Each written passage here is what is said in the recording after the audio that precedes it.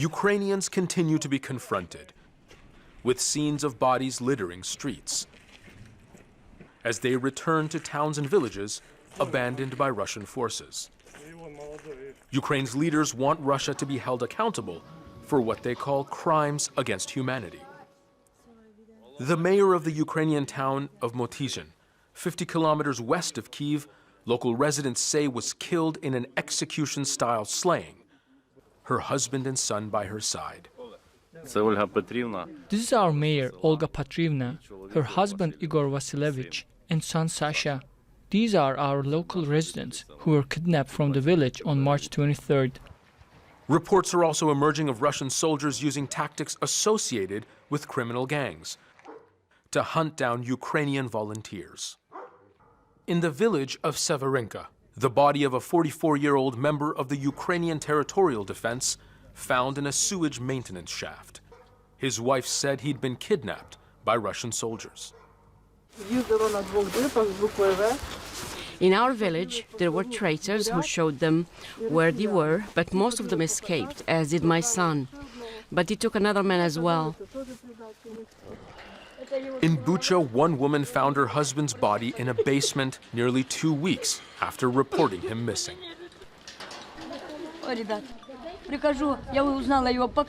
When I came down, I recognized him by his shoes, his trousers. His face was mutilated, his body was cold. They turned him over a little.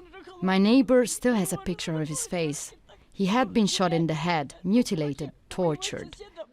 Ukrainian officials are calling for forensic investigations by the United Nations and the International Court of Justice, a global reckoning for what has happened in this country, what President Volodymyr Zelenskyy has described as a genocide.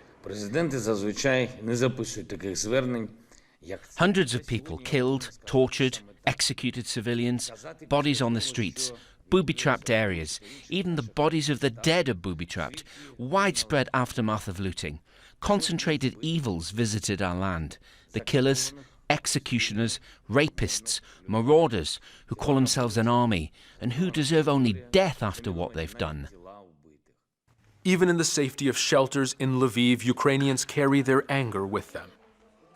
If I could go to war, I would go. I swear I would go. I would strangle and kill these filth with my hands. Hatred, pure hatred. The Nazis did not do things as this scum does. Peaceful people are being shot at from morning till night. Houses are collapsing, families fall apart, children die. Every day you hear, a child died, a child died. How many? You can't count it anymore. How many civilians died? We saw it all with our own eyes.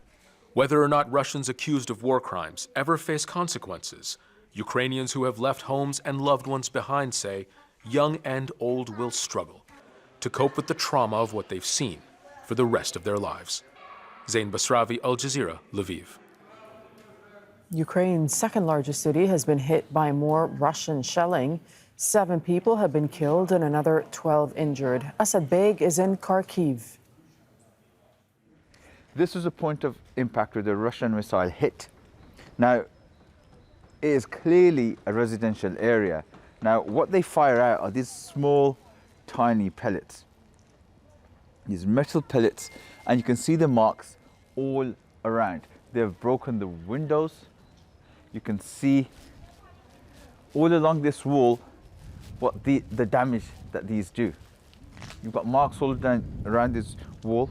You've got glass on the floor where it's smashed. Now, they have a radius of around 100 to 150 meters, and there's a playground there. The car window here was smashed. Even a van all the way back there has been hit, and it has a radius of 100 to 155 meters, and we believe that one person was killed at this location. Again, in the middle of a residential area, there's 2 playgrounds either side of me. It could have been way worse. In this location, 2 people were killed. There's still blood on the floor that you can see through that sand that the emergency services have put over. There's still bread on the bench from those people that were sitting there. And the missile landed right in the middle of this playground. Well, joining us to talk about the latest Human Rights Watch report on Ukraine is Ida Sawyer. She's the Crisis and Conflict Director for Human Rights Watch, joining us from Washington, D.C. Thanks very much for speaking to us on Al Jazeera. So I'm just looking at your latest report titled Apparent War Crimes in Russian-Controlled Areas, where you talk about summary executions and other grave abuses. Tell us what you've documented. Thanks for having me. So we at Human Rights Watch, we've documented several cases of Russian military forces committing apparent war crimes against civilians in areas that were occupied by the Russian forces in Chernihiv, Kharkiv, and the Kyiv regions of Ukraine. So this includes one case in the village of Starya by Kyiv in Chernihiv region north of Kyiv, where Russian soldiers rounded up at least 6 men on February 27th and later executed them. We spoke to the mother of one of the men who was nearby when her son and another man were apprehended, and she later saw the bodies of her son and the other 5 men. She said there were gunshot wounds on their heads and their hands were tied behind their backs. In another case on March 4th, Russian forces in Bucha, just 30 kilometers northwest of Kyiv, rounded up 5 men and summarily executed one of them. A witness told us how soldiers forced the 5 men to kneel on the side of the road, and then they shot one of the men in the back of the head. Right. We also documented how on March 6th, Russian soldiers in Vorzel threw a smoke grenade into a basement and then shot a woman and a 14-year-old child as they emerged. Tell us how you collated this information and what sort of methods you used to gather this information and to document this. So for this research, we interviewed people who, witnesses and victims of these violations, some by phone and some who we were able to interview in person after they had escaped these areas where the violations took place. Obviously, accountability is so important during wars.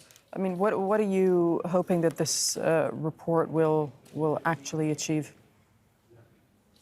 So the cases that we documented, including the summary executions, as well as a case of repeated rape, are violations of the laws of war, which clearly prohibit willful killing, rape, and other sexual violence. And anyone who orders or deliberately commits such acts or aids and abets them is responsible for war crimes. Commanders of forces who knew or had reason to know about such crimes but did not attempt to stop them or punish those responsible are also criminally liable for war crimes as a matter of command responsibility. And as you're saying, all parties to the armed conflict, any armed conflict, in fact, are obligated to abide by international humanitarian law. Just tell us what those responsibilities are under international law and human rights law.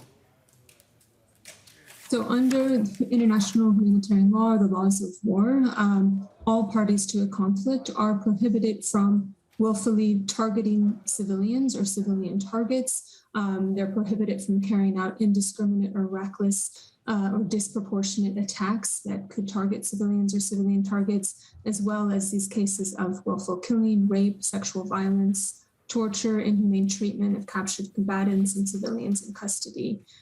So these are all violations of the laws of war, and we hope that the Ukrainian authorities, they've launched their own investigations. There's also the International Criminal Court, which has launched an investigation into crimes committed during this conflict, and we hope that they will carry out credible, impartial investigations looking at potential violations by all sides. Thank you so much, Ida Sawyer, for speaking to us from Washington, D.C. Thanks for having me.